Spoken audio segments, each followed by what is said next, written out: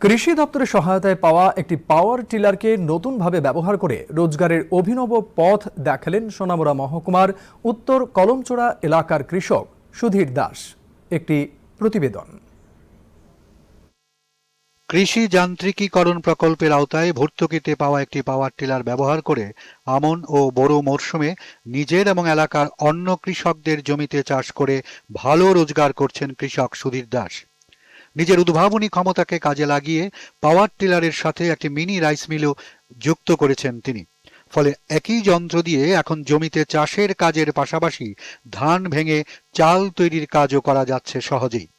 এতে আয় বেড়েছে এবং এলাকার কৃষকদেরও আর দূরের রাইস মিলে যেতে হচ্ছে না। সুধীর দাসের এই অভিনব পদক্ষেপে খুশি সকলে। তো আমি গত জুলাই মাসে পাওয়ার টিলার আনছি আমার কৃষি কাজ করানোর লেগে, জমি চাষ করানোর লেগে।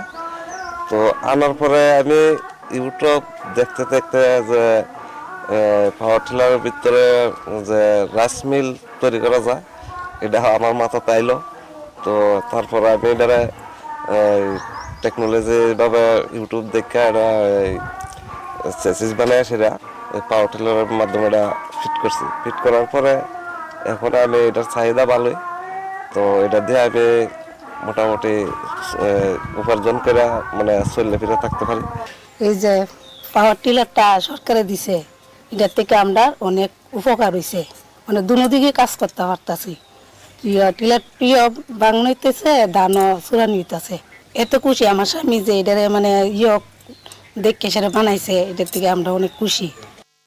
এই উদ্যোগকে একটি অনুপ্রেরণামূলক উদাহরণ বলে আখ্যায়িত করলেন কৃষি তত্ত্বাবধায়ক। এইটা একটা দৃষ্টান্ত হতে পারে অন্যান্য চাষি ভাইদের জন্য, কি তারাও যে পাওয়ার টিলার নিয়েছে অন্তত কিছু লোকও যদি এরকম একটা অ্যাসেম্বলি তৈরি করে অল্টারনেটিভ কিছু ইনকামের ব্যবস্থা করে, তাহলে ওনারা যেমন নিজেরা ফিনান্সিয়ালি বা আর্থিক দিক থেকে উপকৃত হবেন, পাশাপাশি আশেপাশের গ্রামের বিভিন্ন পঞ্চায়েতের যারা চাষি ভাইরা আছেন ওনাদেরও কিন্তু হেল্প হয়ে যাবে এবং অনেক ট্রান্সপোর্টেশন কস্ট বাঁচবে। শুধুমাত্র কায়িক শ্রম বা অফুরন্ত পরিশ্রমের মধ্য দিয়ে নয়, অনেক সময় মানুষের জীবন বদলে যায় গভীর চিন্তা ভাবনা এবং তার বাস্তবিক প্রয়োগের মধ্য দিয়ে। তারই এক অন্যতম উদাহরণ এই সুধীর দাস।